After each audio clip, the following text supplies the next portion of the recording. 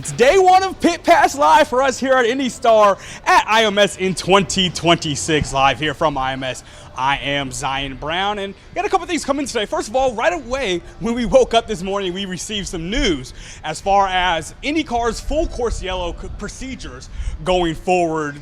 Everybody saw the Rossi situation. We talked about it, of course, extensively on our site and on YouTube as well. But Alexander Rossi, after he was stalled out in the Sonzio Grand Prix on Saturday, it became a big issue. Rossi was adamant that it was ridiculous between what he said to Fox and IndyCar Radio on Saturday night and between what he said on his podcast episode with James Hinchcliffe, Tim Durham that just released this morning. And around the same time this morning, we did get the news that IndyCar is changing its procedures around full course cautions and saying that they will no longer prioritize pit windows and race orders when deciding whether to do a local caution or a full course caution. I thought it was interesting that IndyCar in a way admitted to what some would call race manipulation in a way of trying to keep those pits open and keep the race order similar to what it was on those cautions. They kind of admitted to their fault there, and the IOB changed that. And I really thought that Louis Foster had some interesting thoughts about it because he kind of compared it to NASCAR with just his stages, and he said, you know, I think more yellows are good anyway.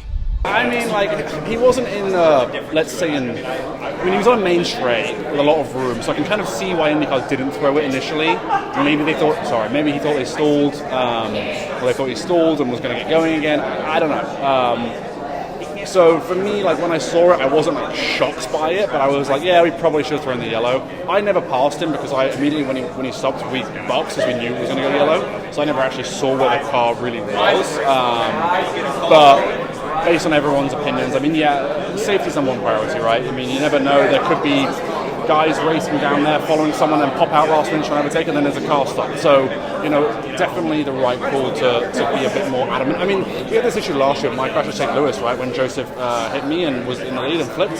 Same thing. It took so long to throw the yellow. Like, it doesn't kill the race throwing the yellow. I mean, NASCAR does it for fun, right? So I don't think it's a bad idea to have yellows. It makes the racing more interesting. And actually, that yellow made the race what it was last weekend. Without that yellow, Palou would have just won the race and fucked off, right? Whereas we had a good race between Lucas and Lundgaard, and Graham was on the podium. So for me, if we feel like a yellow could be necessary, just throw it. Like, you know, safety it's better for safety, it's better for the racing. It gives me a break in the car because God knows we need it sometimes with how physical these things are.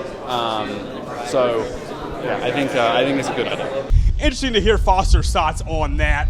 Moving on from that, as we got to see finally some on-track action in practice here for the Indy 500, the one guy who stood out to me again, Conor Daly, P3 as far as having the best lap time after having a really impressive showing at the 2 days of open testing just a couple of weeks ago here.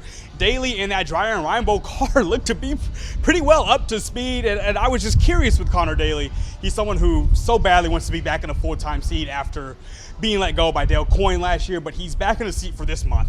And this Dreyer and Reinbold team, of course, is not a full-time IndyCar team for the time being. And so when you put together a part-time driver and a part-time team, a lot can go wrong. I want to ask Daly what it means to just keep stacking these days together.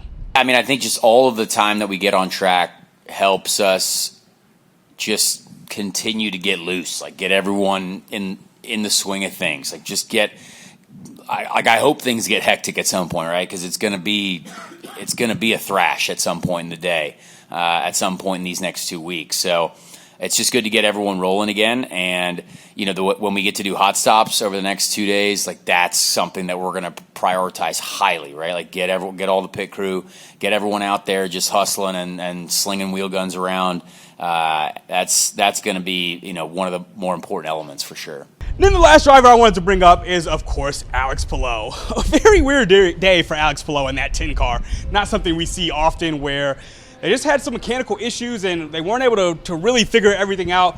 They said there was a issue with the car balance throughout the day. So all day long, he was on and off track. He spent quite some time, and the car did, I should say more specifically. The car spent quite some time in that Chip Ganassi Racing garage as his engineering crew, mechanical crew, tried to figure it out.